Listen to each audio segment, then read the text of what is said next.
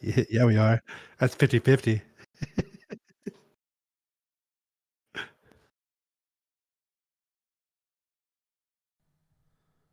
Why would that switch to default?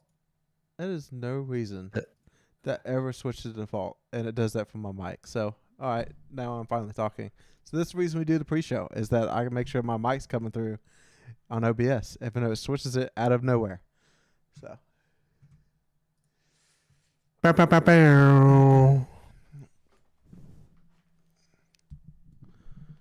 Dude, you're looking kind of buff and skinny.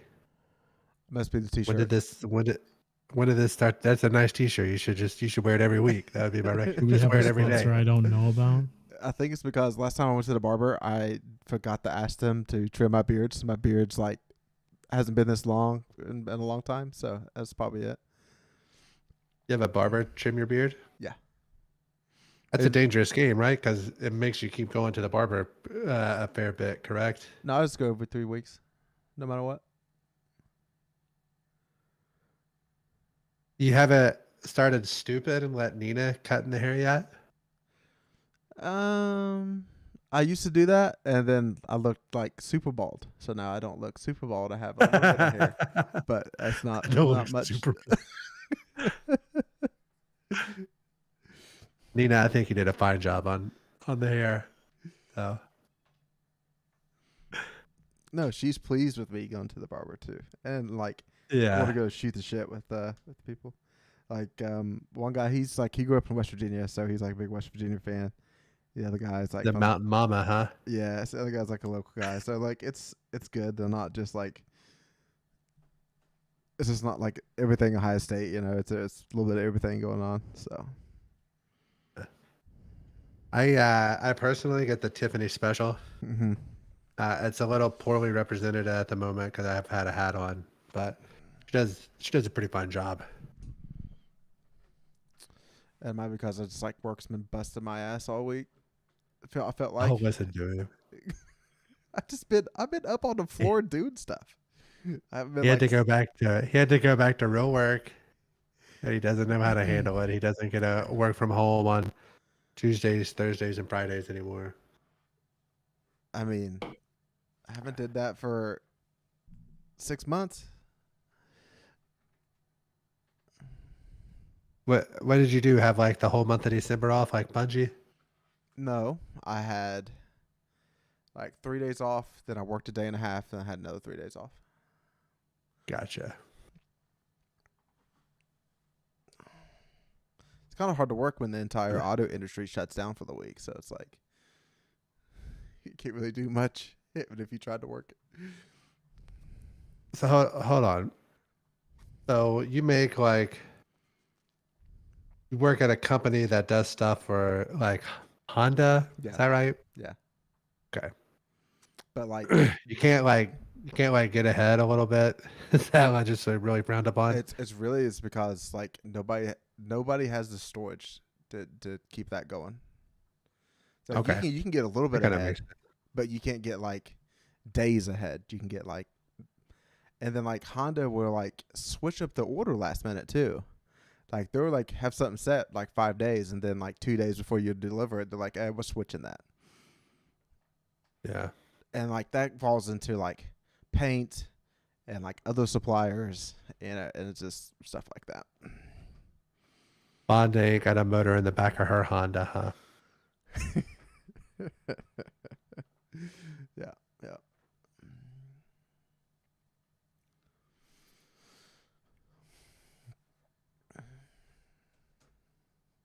Almost got all these links posted so we can perhaps double, maybe even triple our viewership. They told us a story. I think it's whenever Ohio State went to the national championship in the Maurice Collette year. Was that 2002? As what? 2001? Yeah. That's whenever they beat Miami, right? Yeah. 2001. And hey, what's up, Unknown? I'm glad you stopped in. Hey, did you ever get that PC fixed, dog? I've been really concerned. I've been really concerned about your PC, my man. Last time I saw you when the hand cannon was out, you were playing Trials on a PlayStation. Some would say that it was because you weren't man enough to play it on the computer and you had to turn on your console in order to get easier lobbies. I didn't say that. I'm just saying that's what some people were saying, not me.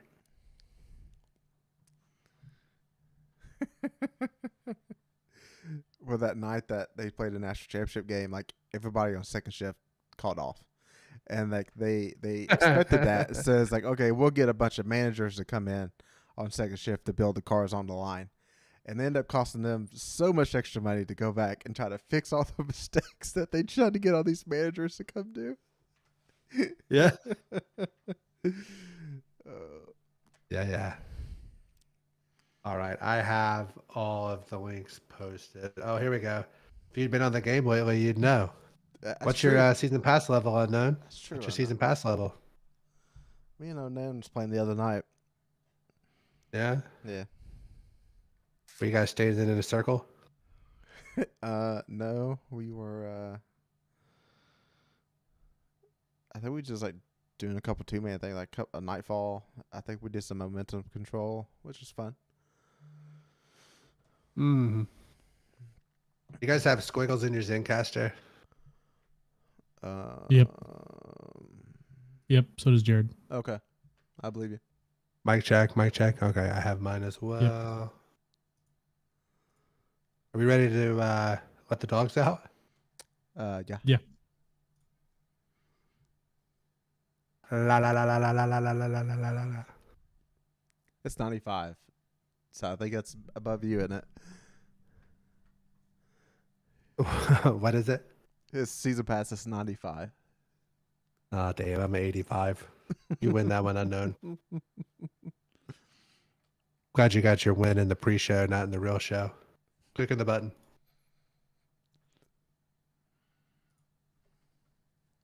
Eyes up, Guardians. We are live for episode 94 of the Conqueror's Corner podcast. Today is January the 5th, 2023. And I am the Destiny bad boy, NotRyanFox, here with my fire team, who all of you CCBs know by now. Jared.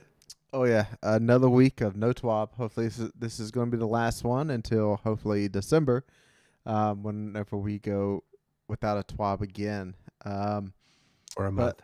Yeah. So, a couple fun things happening in the game this week. You got Iron Invader back, and really good stuff happening in a seasonal story. And the chronicler himself, chadocero. Really excited to talk about a couple of things. We're getting into seasonal weapons for the lore, so be excited for that. Yeah, that mustache is on point today. Make sure if you're watching on YouTube, don't forget you can take us on the road via Spotify, iTunes, and other podcast services. Follow us on Twitter at DestinyCCPod. Send us a bunch of friend requests. The links for those will be in the description, as well as a link to our Discord server. Once again, no TWAB. But the good news is, instead of the TWAB, we have some wonderful intro music from everybody's favorite Link, who you can find on Twitter at LinkOfTimeG.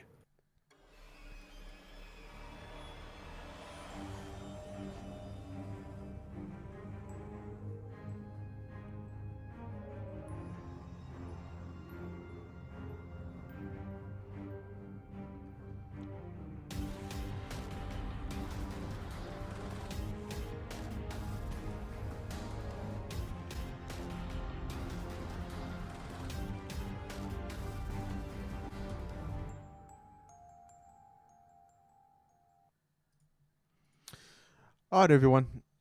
As we mentioned, no TWAP. Next week should be one, and that one is going to be without DMG. DMG has officially left Bungie and is going on his own way. He has an interview out with Paul Tassi on Forbes.com if you want to read through it. But basically, he hasn't really set in stone what he's going to do, but he still likes to be around gaming, and he's good at being community management and always, listen to our feedback. We know that Bungie's always listening. They got into that a little bit in the interview. It's a good little read. So luckily, Forbes and Paul Tassi's articles took away. It's not needed to be one of your 5 articles that you get to click on. You get to click on all of his articles now. I don't know if you remember that. Probably it was in 2022, right? Whenever they put that on Paul Tassie's articles, you can only read like 5 of them a day. Yeah. So Sorry, I was trying to get my mic to unmute. But yes, you're right. I wasn't leaving you hanging on purpose. It was your 3 articles a month from Forbes. yeah. So we through that. DMG, wish you well on your endeavors, and I'm sure we will probably be hearing from you again at some other point in a game. All right. Now, this week, Iron Banner Fortress dropped. So, Iron Banner is around for 2 weeks a season as of right now. So, if you're trying to get that Iron Lord title or guild that title, I know Chad is in there. I got a bone to pick with Chad later on in this episode. He's been disappointing me. And Chad, how you been liking the game so far of Fortress? A Fortress. What I can say is it's so close to a good King of the Hill. It's just missing a couple things. It's like if Control and King of the Hill had a baby, which is like it's a good start, but the whole hold the point and quick captures on that center point makes holding it important. So it's definitely fun when you get the squad on there and everybody gets blown up, and then you're trying to run back while they pop a bubble on it and somebody thunder crashes in it. It's a bunch of chaos and it's a fun time. But obviously there's things they need to work on for it. But I think overall it's definitely a good change to what is just normal boring control. Mm-hmm. So I mean, any change is a good sign for me. And it's a fun mode for now. We'll see if another 40 games I will agree with that. Man, 40 games sounds like a lot of games. Listen, I'll be 100% honest. Since the new year, my playtime has been about like literally 2 to 3 nights a week.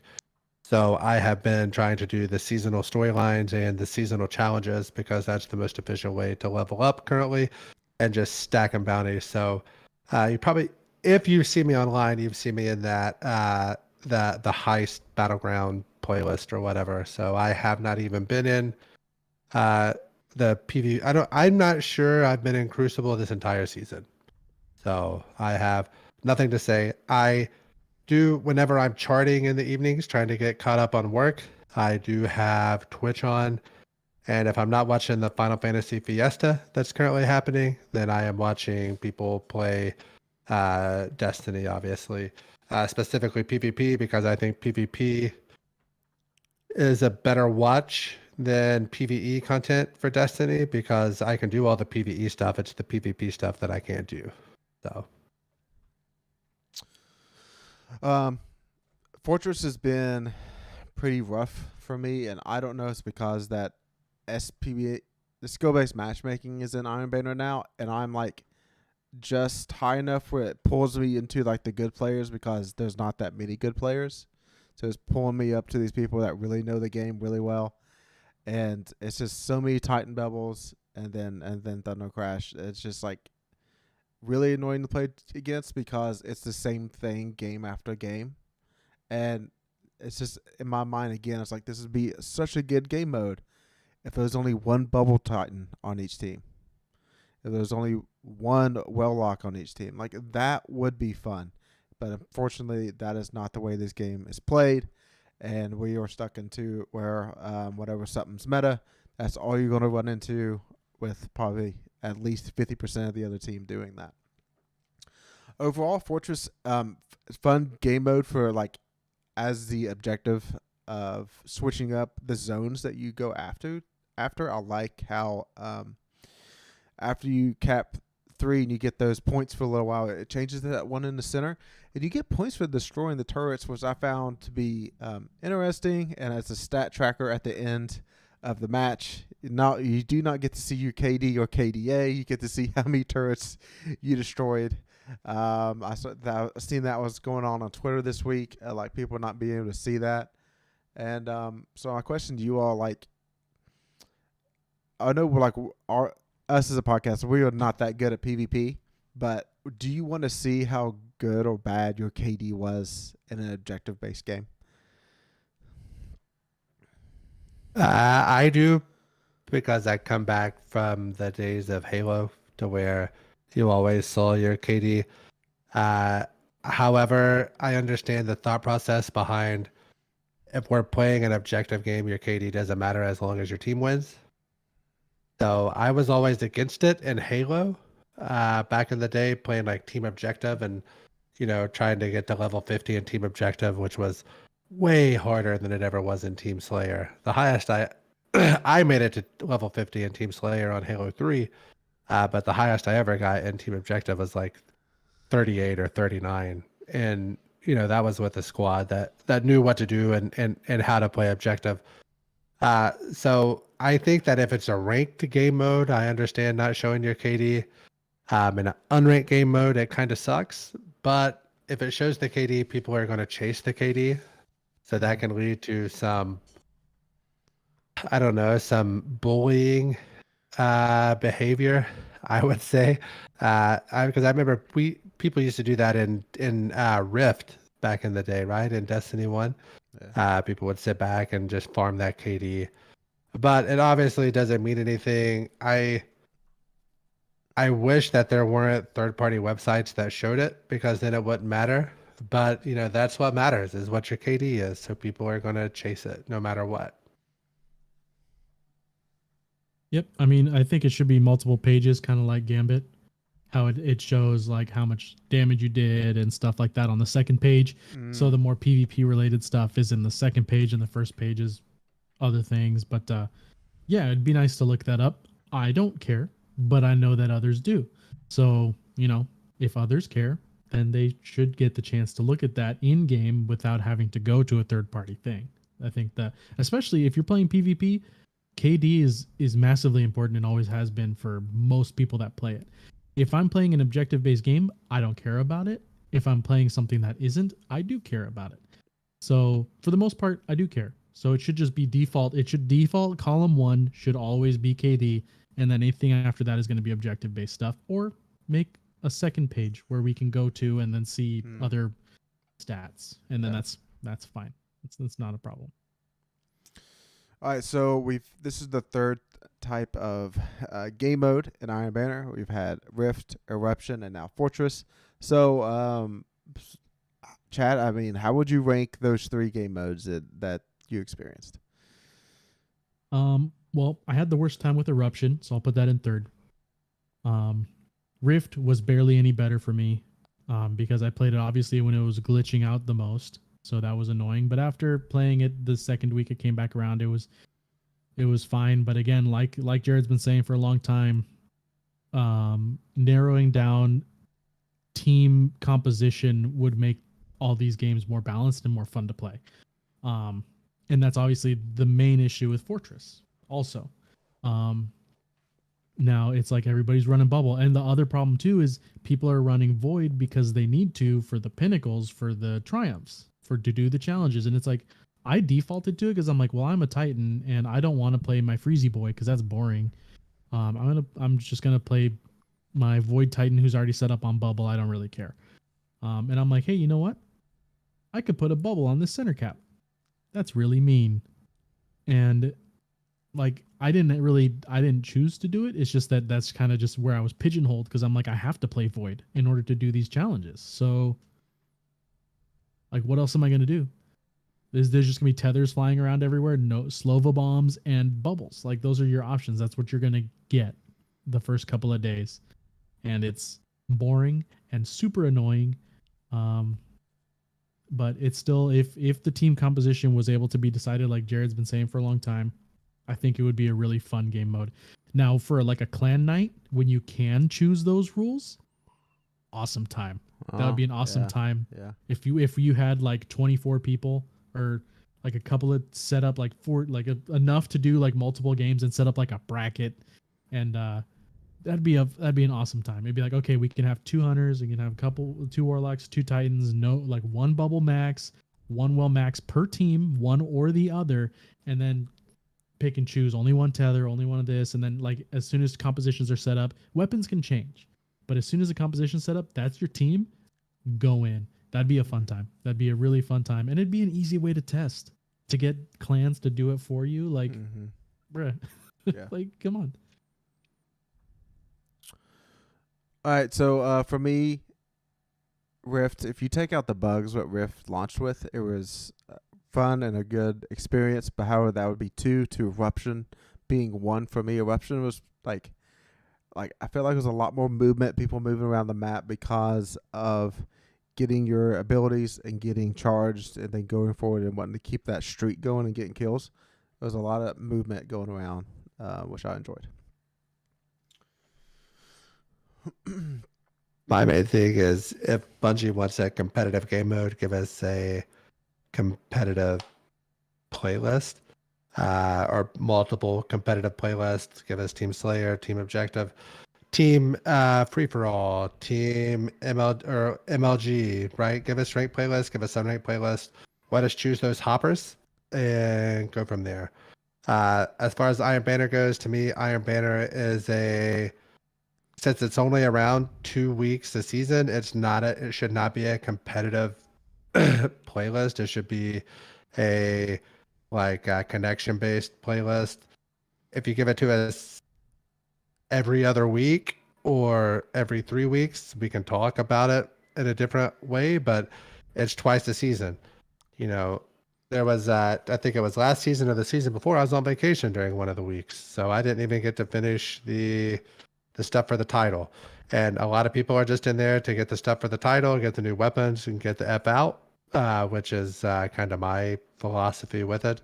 And if you're not able to do that, if you're not available to play, because it realistically takes 3 to 4 nights a week, the week that it's the playlist. Would you guys say that's fair to complete?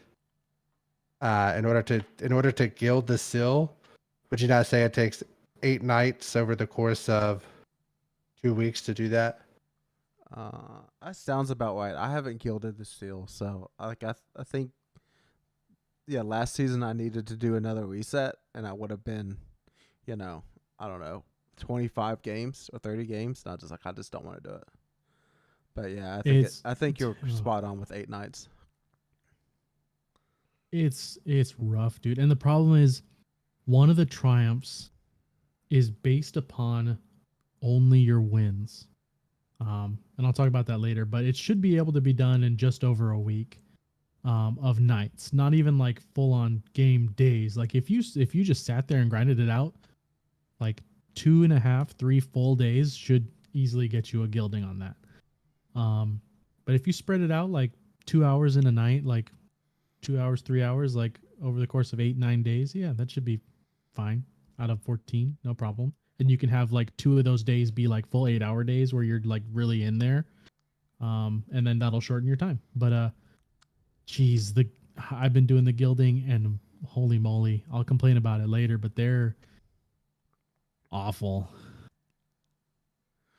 Yeah.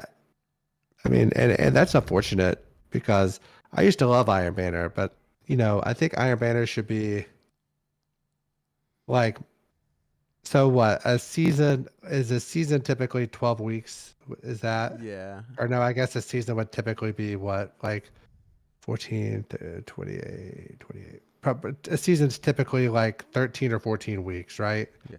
In order to get you to like a 52-week year. So in my opinion, the first 2 months of the season, make it once a month.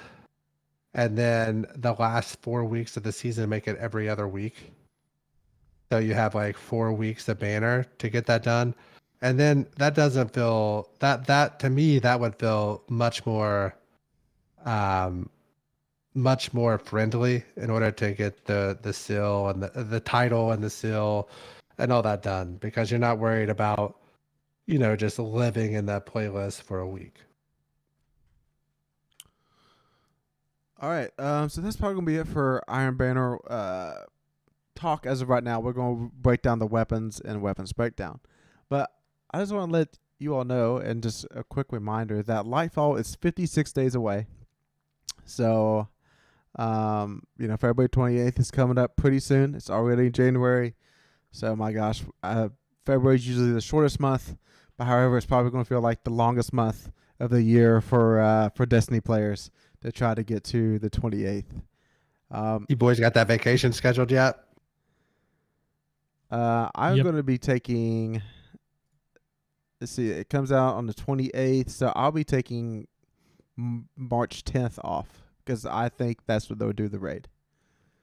It's going to be on a Friday. That's I know we talked about that. That's probably the best bet. Mm-hmm. I I was able to get my child's birthday party pushed a week back from there. That way I would have that Saturday available as needed. But I want to get that first week open, and then my goal is by the first weekly reset, I'm raid ready at that point. So Chad and I, we have a history of broing out that first week from like Tuesday to Friday. Sometimes some of us send our families the state south for a week. That way we can just have unmonitored playtime. Oh yeah, I pay mine to get out of the house. Luckily there aren't any, so I'm not out any money. Yeah. But yeah, no, I have that first week except for the Saturday, so that I could get the next Saturday off, assuming that that's going to be raid day. Because I was like, look, boss man, I'll work the first Saturday, but I'm taking the next Saturday off. Because the other issue is I also have a wedding at the end of March. So literally the first week of March, the last week of March, and the second Saturday of March, I'm vacation days, and I have so many left over, and I'm like, dude, I could take an entire month and a half off and just still have days left, and I'm like, I'm cool with that, 100%. Yeah. But yeah, My no, wife I got keeps those saying, on lock. My wife, it was even discussed tonight. She's like, yeah, Ryan has a random week in February set off as vacation. I'm like, No, it's one that day. ain't, I'm like, and then that ain't March. random. That ain't random at all. I picked it because it's, the last day of February, and I just like to relax that day and the first couple days of March. It's like every year I try to make it as long as possible before I take a vacation. And this year I made it till February 28th. Oh, man. All right. So that's what we're looking forward to this year. So let's look past to this last year of Destiny 2 just quickly of what things that came out. So we had the Witch Queen launch, then announced Sony and Bungie, Bungie being bought by Sony. We had weapon crafting, Light 3.0 reworks, and then we got the Lightfall showcase. Kingsfall came back. We had the crossover with Fortnite and Assassin's Creed, and then finally we're getting the Seraph Shield mission where we also got Duality Dungeon, and then this latest dungeon Spire of the Watcher, right? Yeah. So if you look back, what was your favorite moment of 2022 Destiny 2? My scariest moment was Bungie going with Sony. Because I don't trust Sony. I like halfway trust Bungie. I don't think they always make the best decisions when it comes to that kind of thing. But that was my least favorite. But as it's gone on, and we're probably 9 or 10 months removed from them announcing that partnership, correct? Or correct. It's not really a partnership. Bungie's a first-party studio, but Bungie is still. Once they shown that it wasn't just like corporate speak, but they were actually going to continue to be able to publish for multiple companies as opposed to just Sony. That makes me feel a little better about it, but I still halfway expect that knife in my back to like twist a little. I just don't know. I don't know what it's going to be yet, but I still think it's going to happen. My favorite moment of the year Man, we always have a lot of fun playing those dungeons the first time. Just us three. Unfortunately, a lot of our raid team has RIP this year. Moment of silence.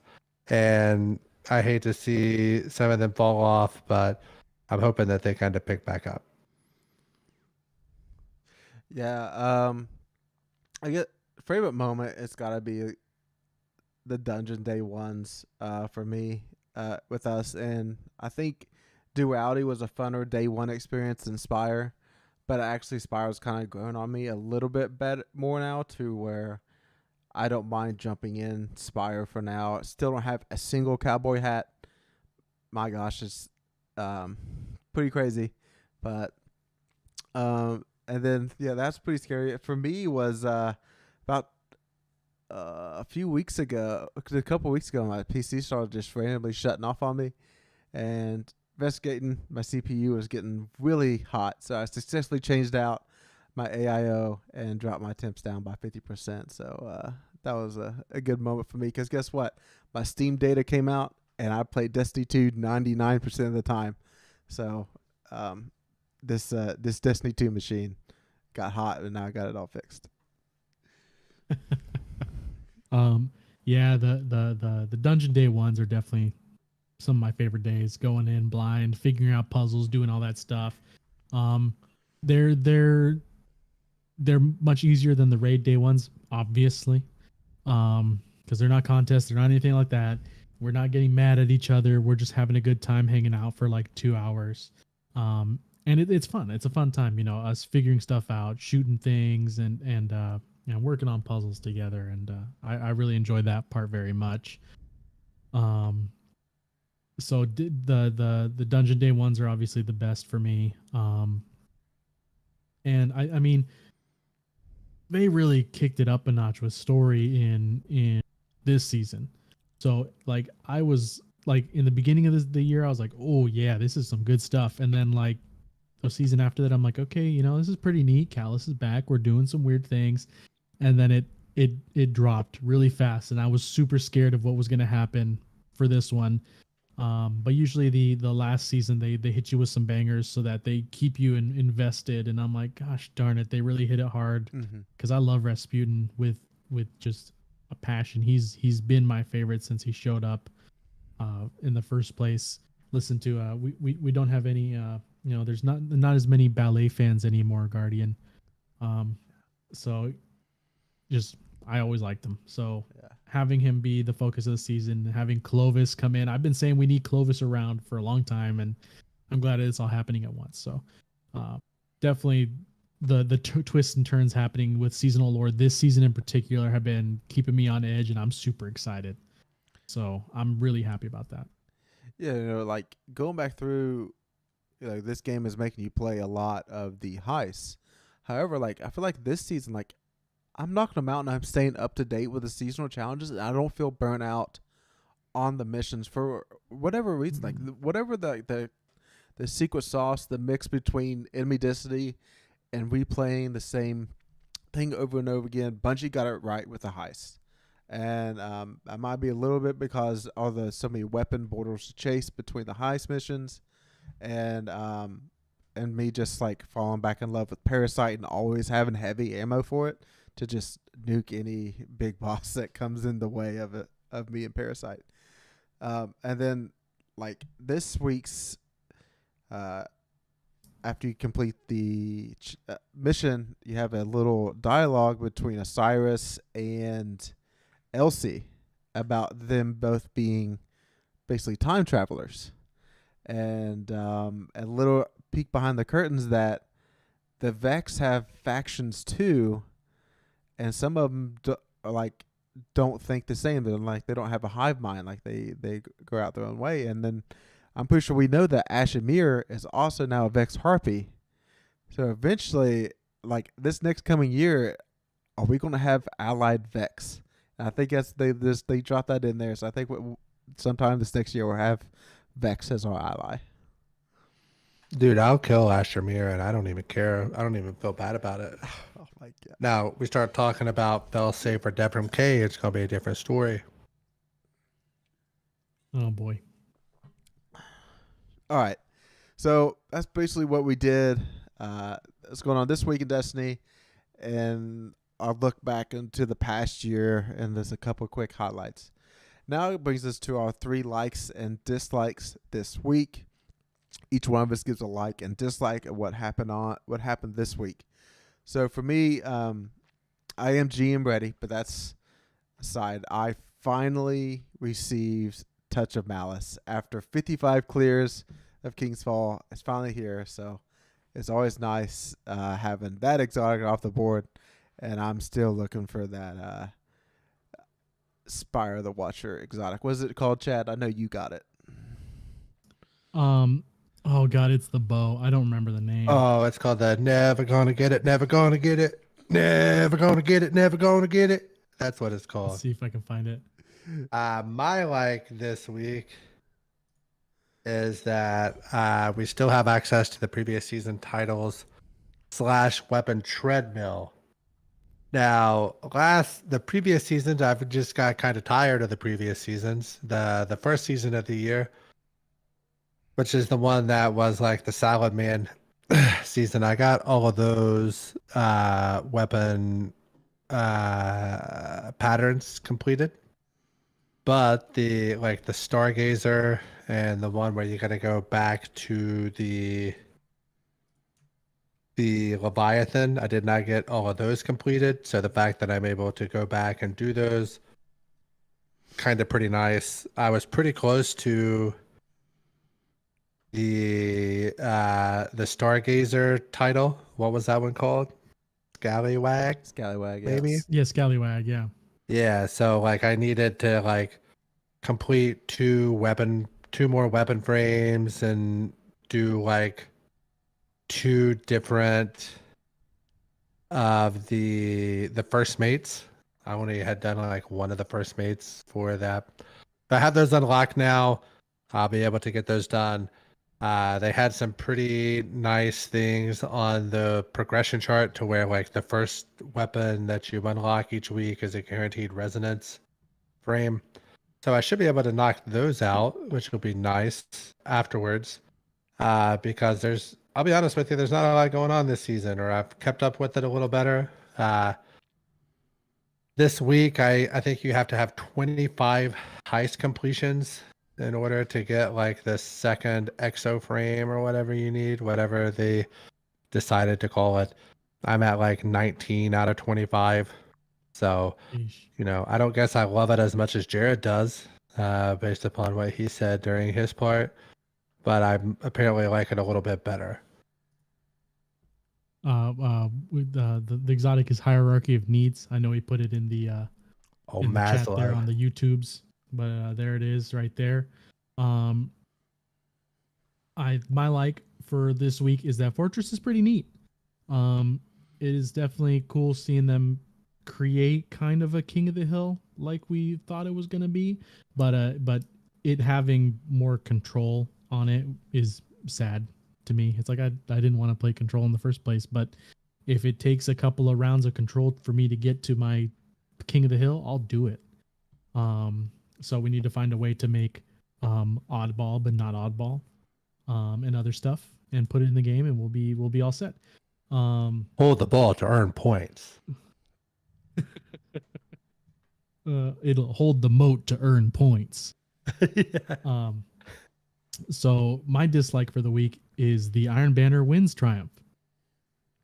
Why it's only wins Snapshot. is the worst. It's just so maddening, because if I'm not playing with a squad or rolling with some people, I can easily get into like a 10-game losing streak on freelance, and I don't know why. This is the main reason I hated Eruption, because I was always getting stomped, and so I never got the chance to get rolling with Eruption, and so I hated it. I couldn't stand it. I absolutely just, oh my god, it was the worst thing ever for me, which is why I disliked it.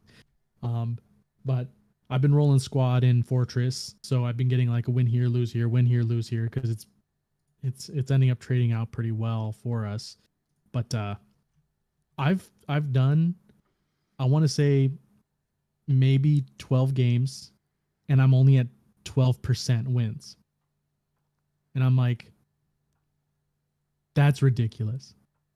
That is You absolutely ridiculous, dude.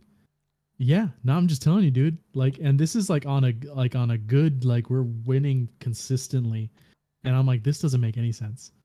Like, I don't understand. I should get more of a percentage on wins because like they do it for the kills and for the doing the objective points. Like, the more armor that you're wearing, and if you're wearing an emblem, you get more score. It's like, dude, that should also do the same thing for the wins, because this is ridiculous. Getting 0.5% on a win, it feels like, because I don't, dude. I'm not gonna play 100 games of this nonsense, because that's ridiculous. It's awful. It's unnecessary. It's 100% unnecessary. It feels like last season. Kill 200 champions in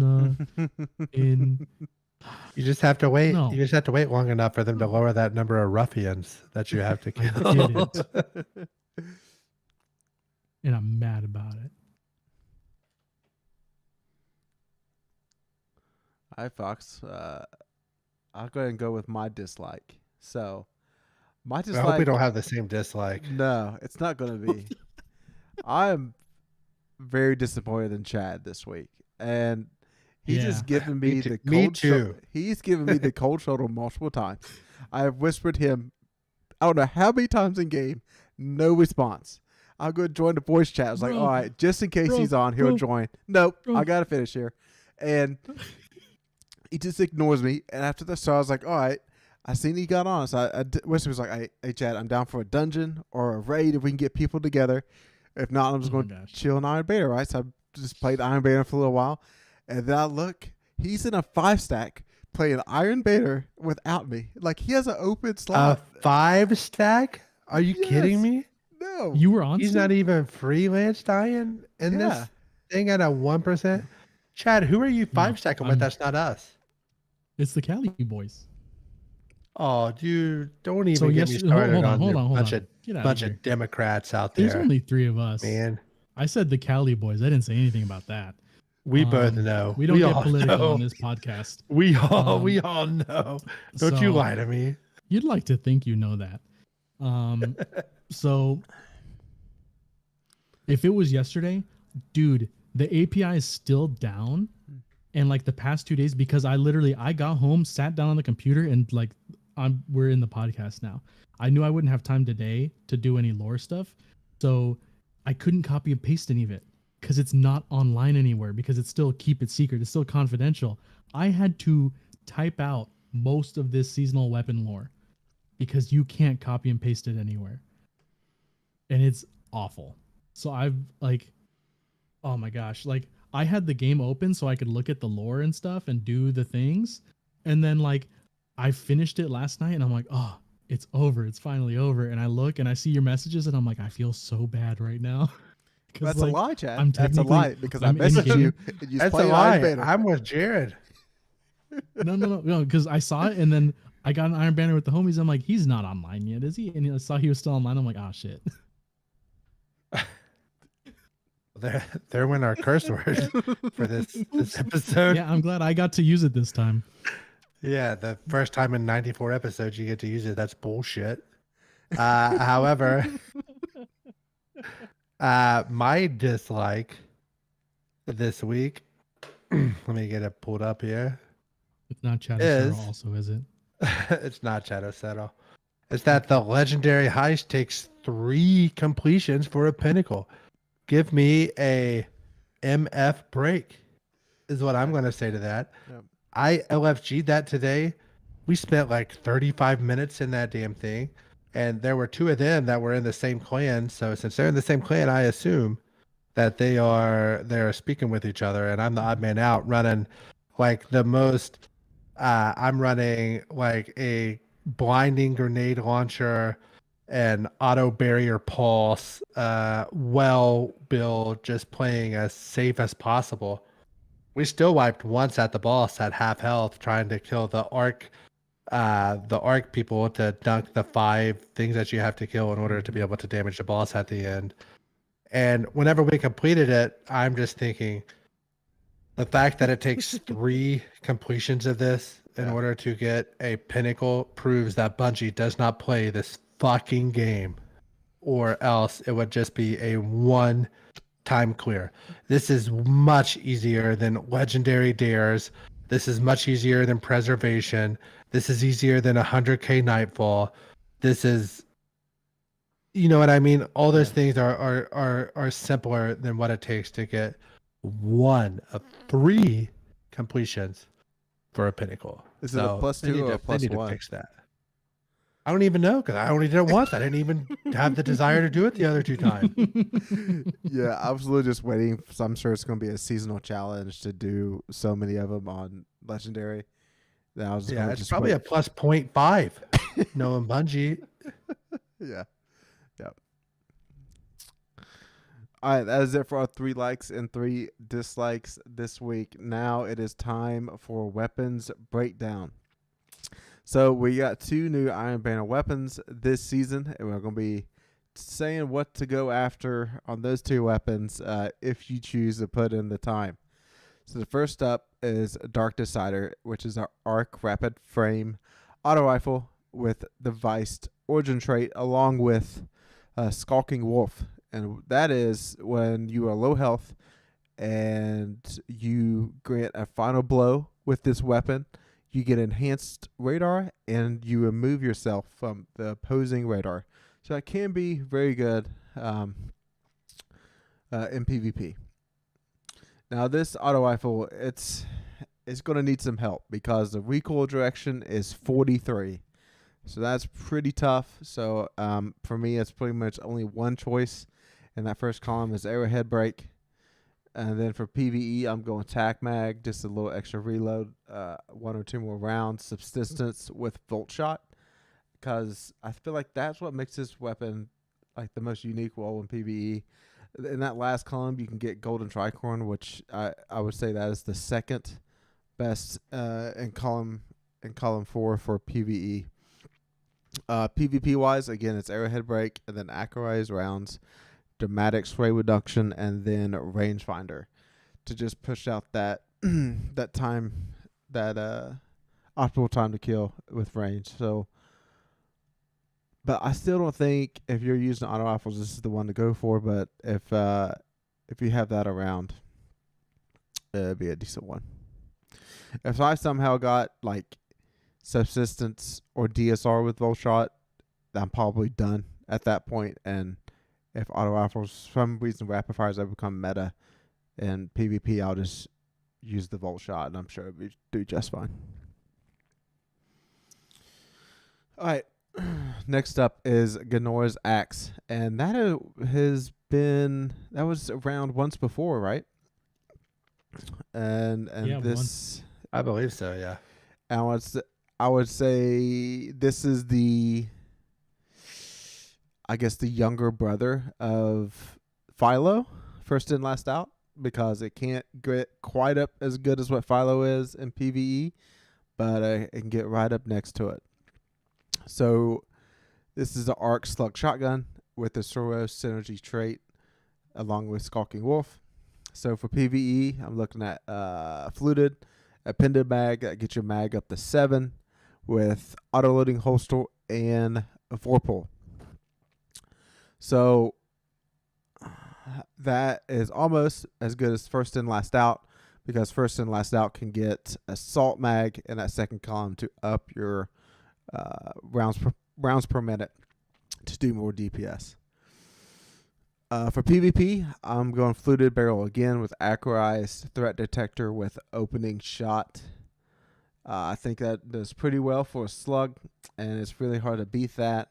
I guess in that third column, if you want something else that is not threat detector, there's moving target, hip fire grip, and then slick draw or surplus.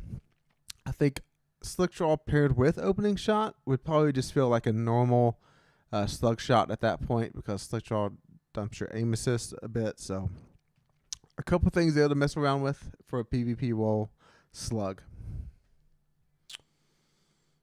Chad, I know you put in some time. Did you hold on to anything out of these 2 weapons yet, or have you even unlocked them? I've only gotten a dark decider, and it was Mhm. only the one in the track. Yep. I haven't gotten any Ganora's axes or any other deciders.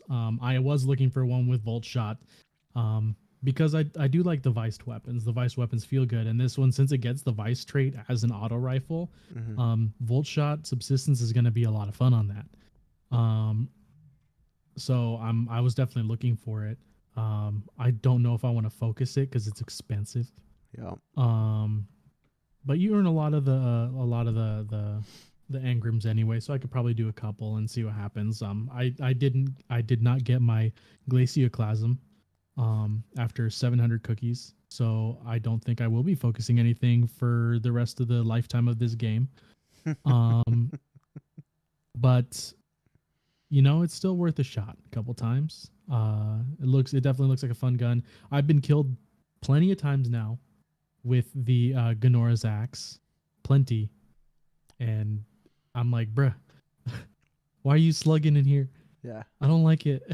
Because I see the person, they don't just pull the trigger on the shotgun. I see them aiming, and I'm like, what's? And then I'm dead. I'm like, dang it. Mm-hmm.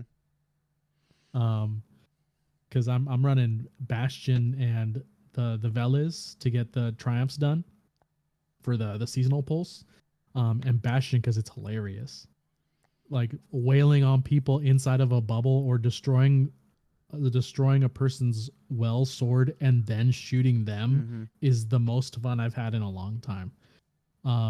Because one full draw on a Bastion, and you can kill the sword, I think, or it's like one and the first shot, so 4 of the shots.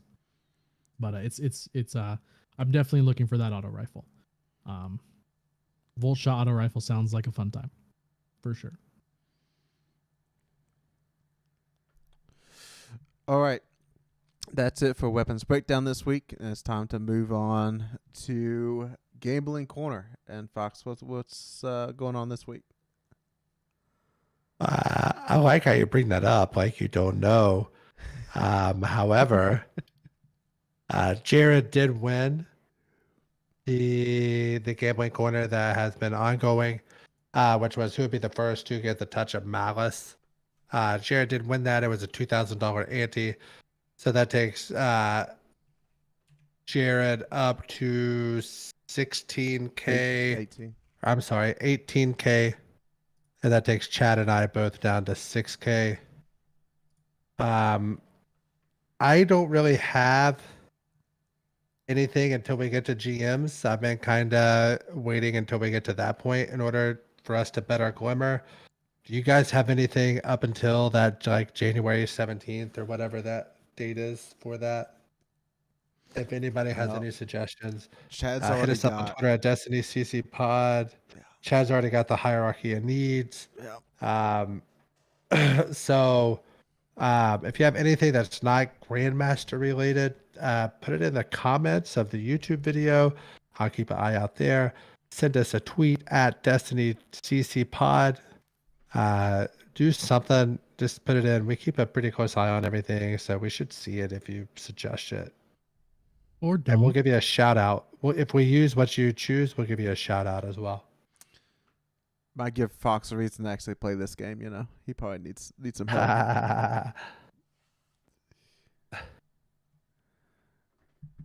And I think that takes us to the war. I want to say, Chad, did you have any lore for us this week? Yeah, like I said in our opening here, I'm gonna be talking about the Season of the Seraph weapons. They don't follow a distinct storyline, kind of like how we followed Osiris throughout the armor. In the weapons, you get little snippets of stories here and there. And this first one, we actually get to see an old friend of ours. So the Fire and Forget weapon says Banshee 44 emits a low whistle as he watches stasis energy course through the rifle's internal conduits. 97% efficiency, he mutters to himself in wonder. This thing's state of the art. It certainly is, replies another exo voice beside him. Ada 1 peers over the gunsmith's shoulder, equally fascinated by the Braytech weapon. The Black Armory never developed a linear fusion rifle, she continues. Our forges lacked the necessary precision. LFRs are a special breed of gun, Banshee says. He turns his head and notices Ada focusing on the weapon. You ever want to take a crack at making one? Ada folds her hands in front of her, taking a moment to consider. No, she answers quietly. The forges were built out of fear. We thought that even in a golden age, humanity needed an arsenal to defend itself, but they created more conflict than they ever prevented. Weapons tend to do that, Banshee remarks knowingly. He meets Ada's eyes. You've never been reset. Remember everything after you first woke up? I do, she replied in a haunted voice. Every fallen raid, every warlord grasping for more power. Banshee nods to himself and runs his hand over the contours of the rifle. I've been reset 44 times, he says. I forget about most of the guns I make. Don't know who uses them or what for. It sounds awful, Ada replies. Sometimes, Banshee admits. But between the two of us, maybe that makes me the lucky one. And Tripwire Canary Bow. Luna is in danger. Ascendant Anchor, we're following a specific unit of the Illagers Lex V. Special Outfit 5, Techune Laya at Beacon 1, Anchorage establishment in the Ascendant Plane. Laya's finding a way through the ley lines. Threat assessment of high forces within Sol's Ascendant borders in progress. We'll continue realignment to this thread for correspondence. Sure, encrypted thread outgoing. Special Outfit 5 has reached Beacon 2. Patrol reports 11 hive sightings, 1 wizard, 10 knights, not scavenging thrall or acolyte delvers. They're establishing a perimeter on our borders, but we slipped through. Laya says the plane is degrading again. We're getting closer to a corrupted presence. Her ward is holding, but we've gone undetected. Team is dark for 6. Beacon 3 is compromised. They brought a shrieker in over us, blaring some horrid noise. Laya's ward kept it from pinpointing us, but it knew we were there. 2 Corsairs injured in the contact hive pursuing thread falling out of beacon range. Expect late realignment. Luna. Special Outfit 5 reporting the landscape distorted into a climb at Beacon 4. Laya bridged a connection to send our injured home. I worried it would draw attention, but planar activity in the vicinity is so turbulent that it was more like shouting into the wind.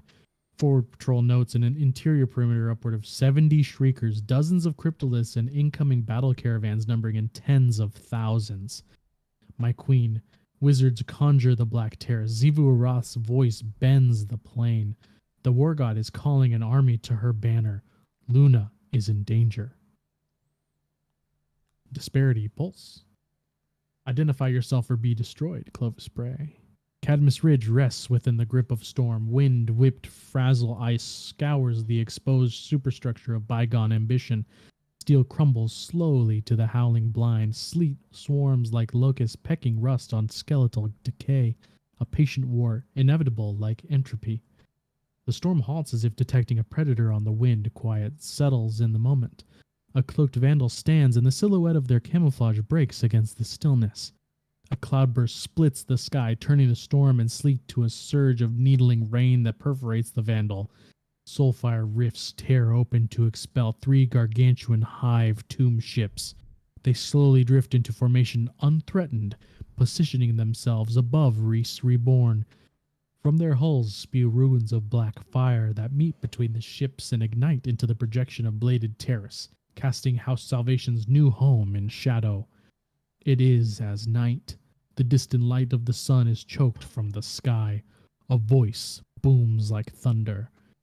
Hear the din of rapture. Welcome me in your arms. Celebrate my arrival and know me again, for this world has always been mine.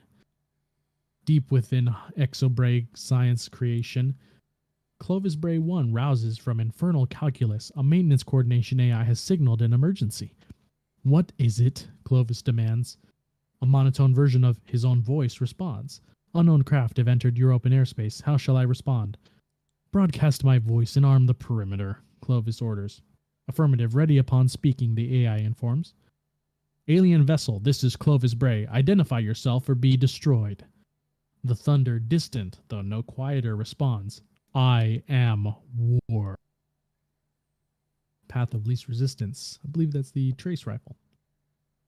Aramis always looks scorn in their eyes. She does it to assert dominance. She once heard one of her subordinates say, rather than correct them, She let the rumor take root, grow wild and fierce. There is no one left that she trusts enough to share the truth. Aramis always looks scorn in their eyes because she's desperate to see some faint flicker of the Elixir they were before.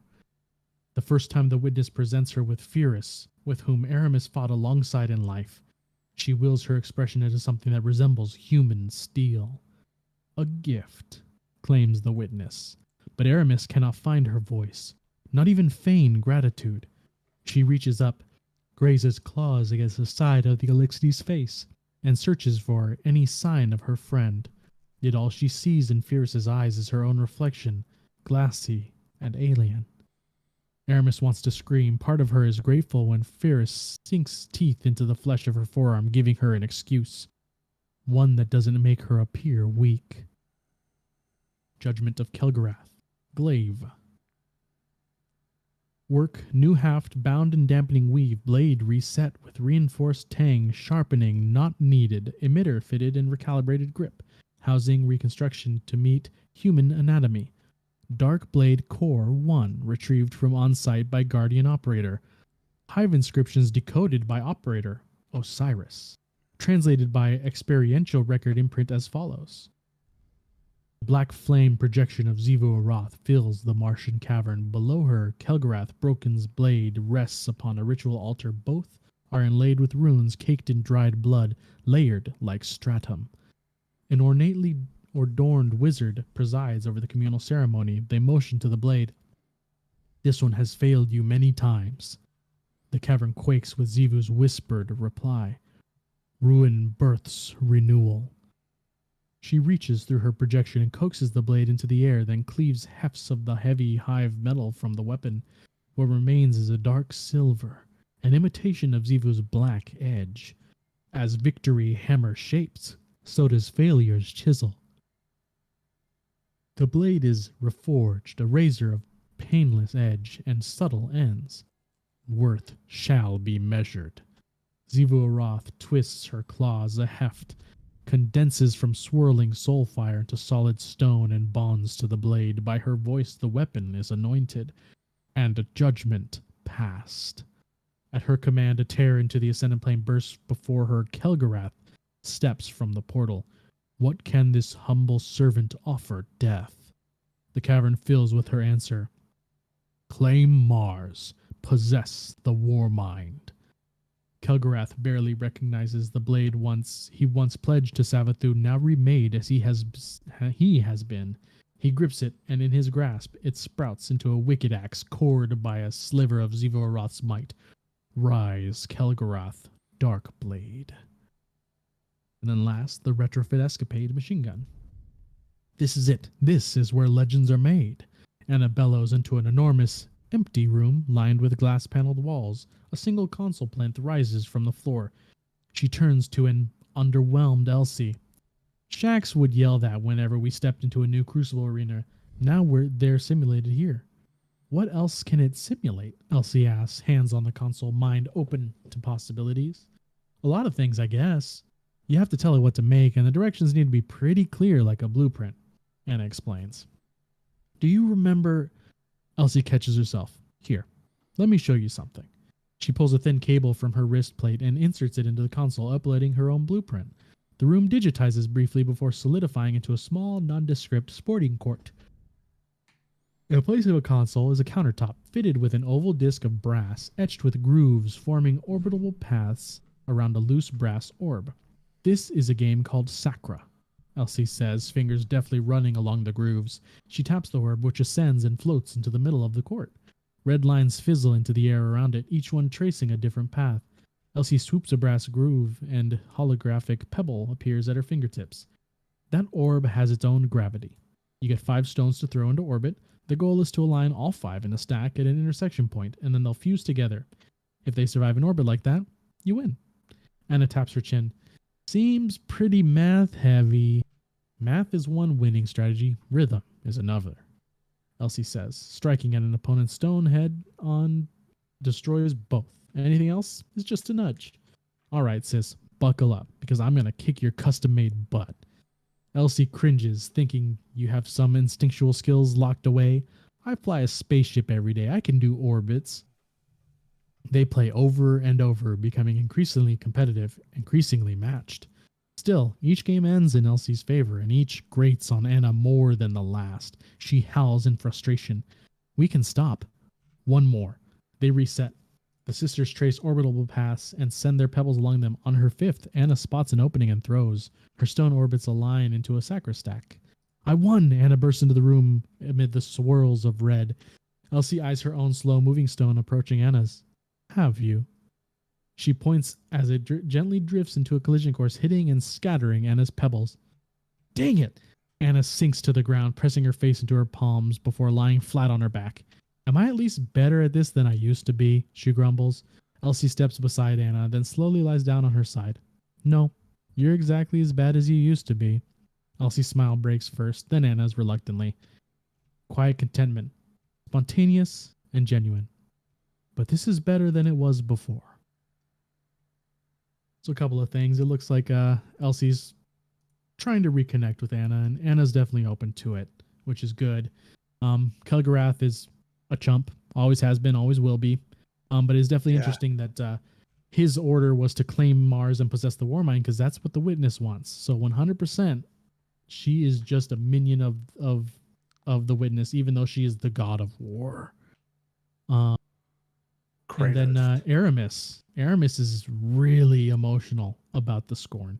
Extremely emotional. And if that doesn't switch her to our side or make her neutral at least, I don't think there anything will be, because we heard her voice when you go into the mission, the Seraph Shield, the first time when you meet the boss.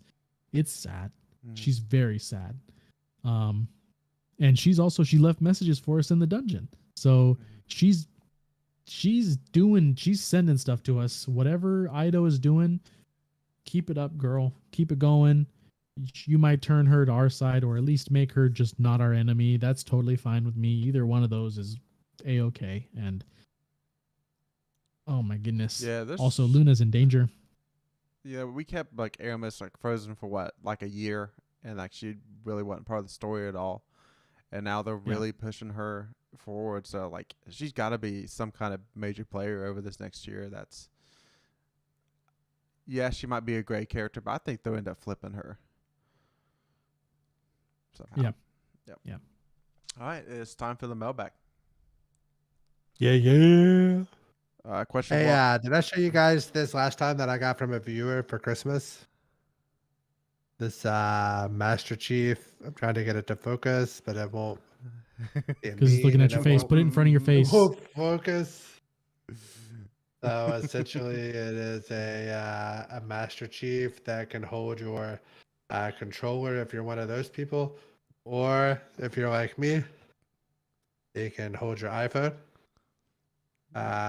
So pretty cool.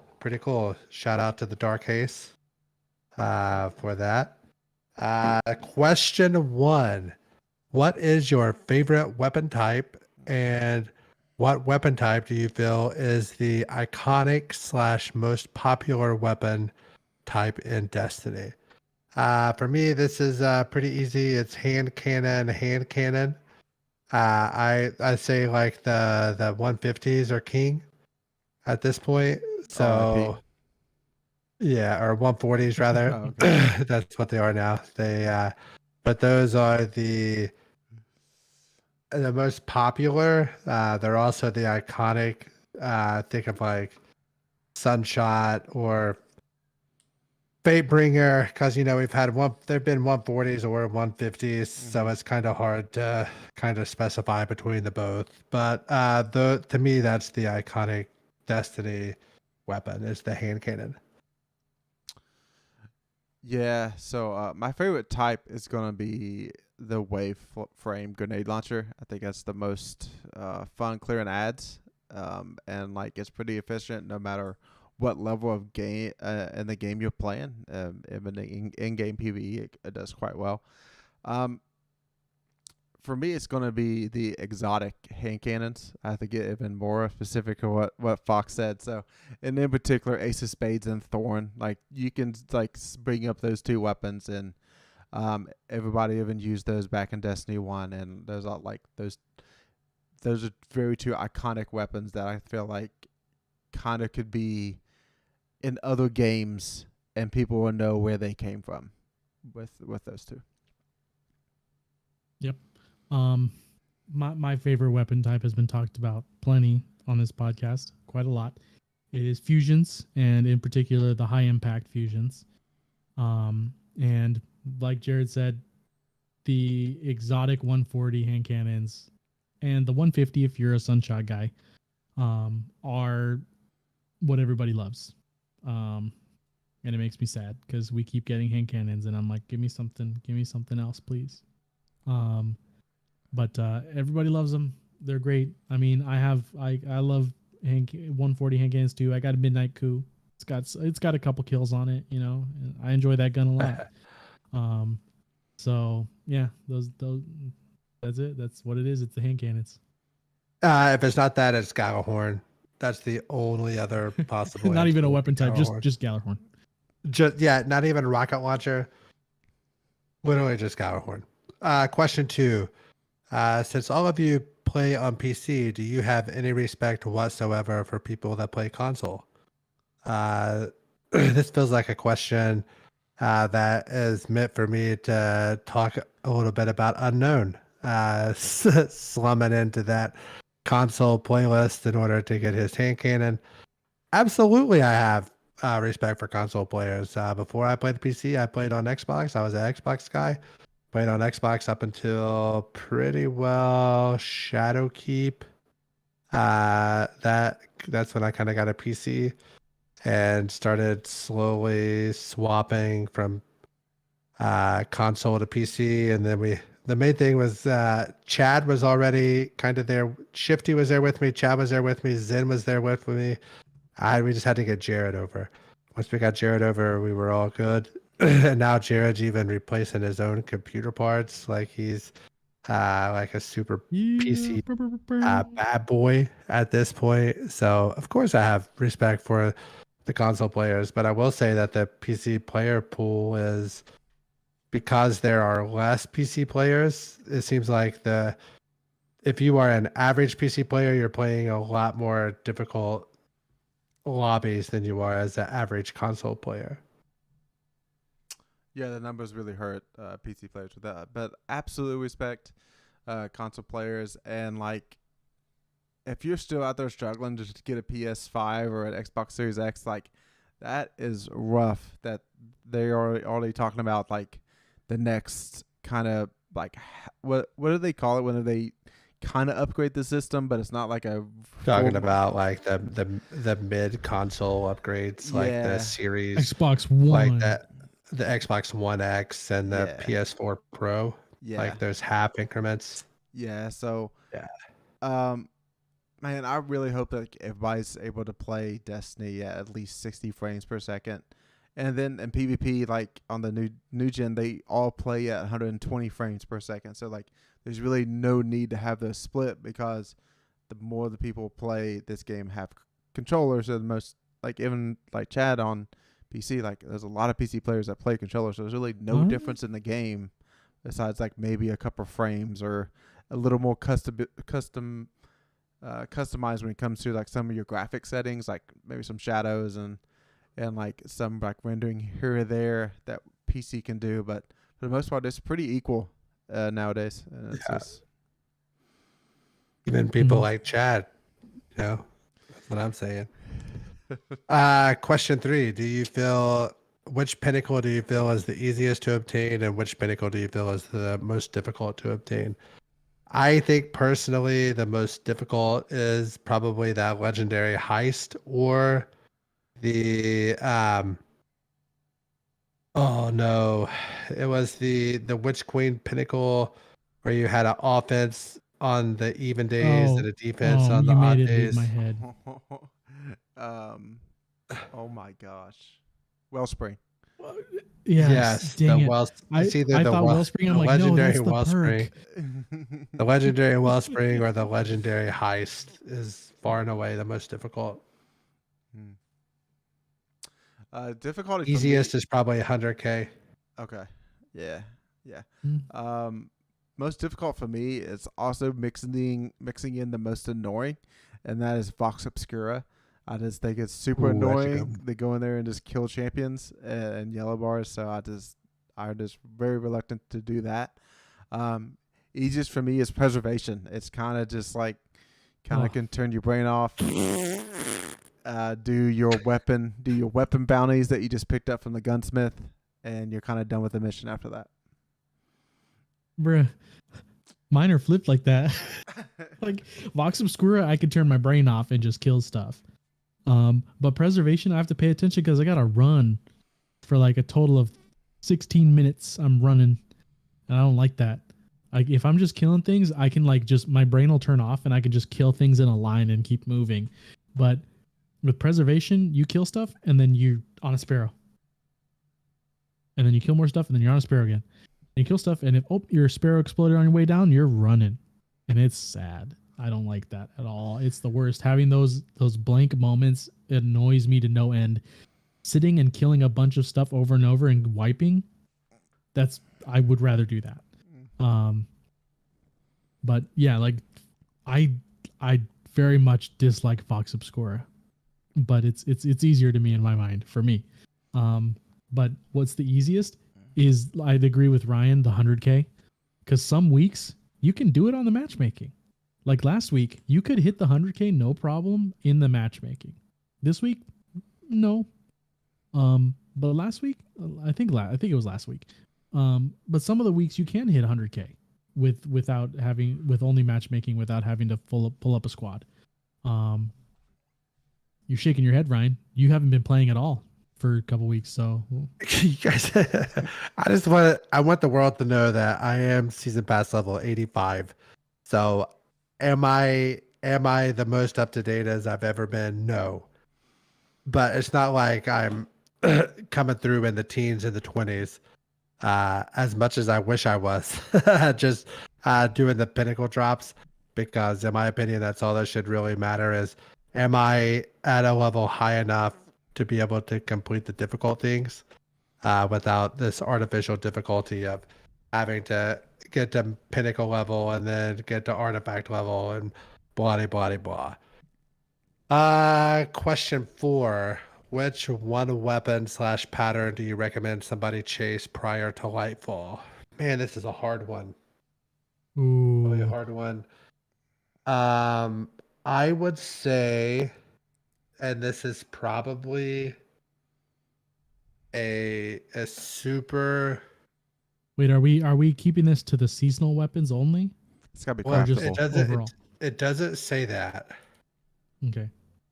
Doesn't say that. So my thing would be, if I was going to just get any weapon that was a weapon that you could get, I would probably get the Chad. What's the submachine gun that came with the most recent? Ida? Oh, Ikelos? Nope. The most recent. There was the exotic that came with the most recent expansion Osteostriga? that you had to craft. Osteostriga. That would be my recommendation as the one to chase and get the pinnacle for, because once you get it, it is a craftable weapon. Once you get the in order to upgrade it to where it gives you the levels and it shows you how many kills you have. What's that called? What you mean? The thing you attach to it. The masterwork. The masterwork. What's it called though? Oh, what's the catalyst? Yeah, what's the catalyst called? Anyways, Subsistence? that weapon plus the catalyst Mm-hmm. would be what I would recommend, because at that point you can clear rooms with just a weapon. So that would be my recommendation as the thing to chase. There are obviously weapons you can chase each season. There are the pinnacle weapon this season you can chase. But that one would be probably the most likely and the easiest to chase. The Osteostriga plus the Catalyst. For me, it's going to be Pardon All Dust. It's a kinetic grenade launcher you get Days of Eternity, and you get the 3 best combinations on this. The 3 best perk combination on this, which is Blinding, Autoloading Holster, and then Vorpal. So like, it's just going to help you kill ads very easily. It's craftable depending on what's going on DPS and how Bungie can change the DPS meta. You can always switch that Blinding over the Spike Nades, and you're doing a lot more DPS. Yeah, I've never seen that grenade red border, so I don't believe it. Only have like 3 out of What 5. what I will say is for me it's gonna be the Mida and the Ikelos SMGs. Fire and Lightning, baby. Easy peasy. Those are fun little like Osteo Striga lights. Having an incandescent SMG is awesome, and having little Volt Shot SMG is awesome. And Warmind cells are not where they used to be, but they're still fun. So the Ikelos SMG with Volt Shot Feeding Frenzy is hilarious. So it's Callus just multi-tool. that's That the one. Yeah, the Callus multi-tool. But both of those are definitely for surezies if we're not talking about raid weapons at all. As far as the seasonal ones go, I would definitely try to get those 2 SMGs for sure. Now, for other like more boss related stuff, I would definitely say Taipan. 100% Taipan. It's easy to get. The quest line just hands it to you, no problem. So there you go for boss deeps, Taipan. And question 5. This comes from Dark Case. Which game are you looking forward to playing prior to Lightfall that is not Destiny? I have 2. I think that once we get the GMs done and I am comfortable on bounties and comfortable on like having the weapon frames and things that I need, I'm going to the Final Fantasy VII remake. Potentially the Death Stranding like collector or the director's cut. Those are the 2 I'm kind of circling between. Remix, baby. All right. I'm definitely looking forward to Mega Man Battle Network when that comes out. I think it comes out. I hope it comes out February. I can't remember. I didn't even know that game was getting remade. I know I didn't either until I saw the announcement. I was like, "This is awesome." Sweet. Sweet, Man. But I have the Mega Man X series because it was on the Steam sale. It was super cheap. Yeah. I'm like, I'm gonna run through those games. I might even stream them starting from the beginning all the way through. I still have to play shout out cousin Cody on the Mega Man X games. Yeah.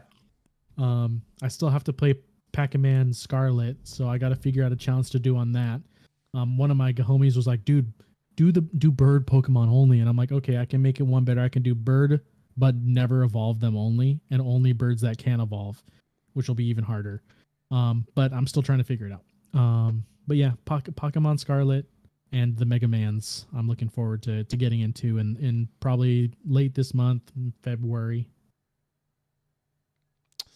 Yeah, I'm kind of at a loss at games coming up here that's getting released before Lightfall, because there's only like a couple games that could pull me away from Destiny, and one of them would be Starfield. And they have not set a date for Starfield, and I don't know if they will. I'm really just hoping like here in a couple weeks they'll just like ghost drop it like kind of out of nowhere with very little like marketing. That I think that would be pretty cool if they did that, but I feel like that's not going to happen until like April, May is when that's going to come. All right, so Jared, I'll give you a little bit of insight towards this.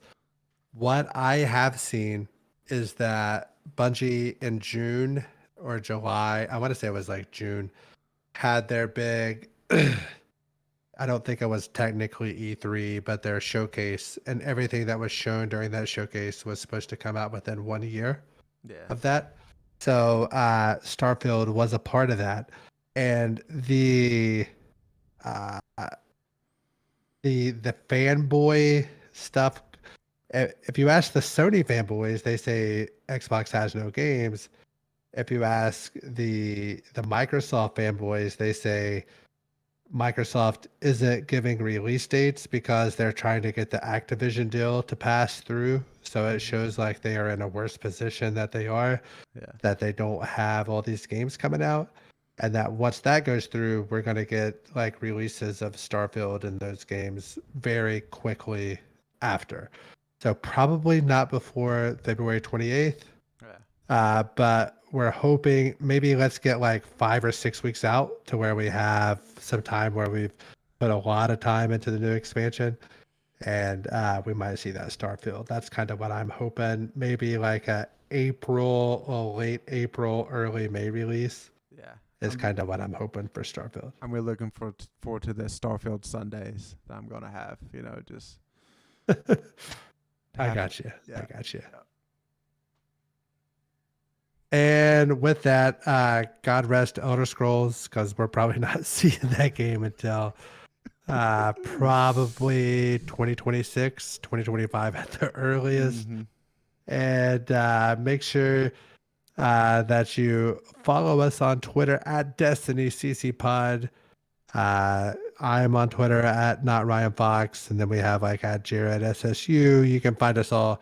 Join that at DestinyCCPod. You'll see all the tweets from the rest of us. Send us a bunch of friend requests. I'm not Ryan Fox at DestinyCCPod 6969. I wonder how I got that number. And all that stuff is going to be posted there in the Discord link. And I'm going to let my other two best friends sign off here. Yeah, I need to do some more Spire clears. So if you want somebody to run a dungeon with, whatever, like just hit me up. Gladly do that. I'll do it, Jared, I promise. No, Chad ignores me. I'll do any of the dungeons with you. And if we scrape together 6 players and you want to do a raid, I'll jump in and do that too. And if you want me to ignore you, just whisper at me, and I'll definitely do that. But we're definitely looking at some really exciting stuff coming in as the weeks go on. For lore, I'm really excited to get into it. I'm really excited to talk about the lore book once the season's fully done. And we'll see what else we're talking about. I think next week we're going to start going into to lore from Spire. So be ready for that. Go Cats.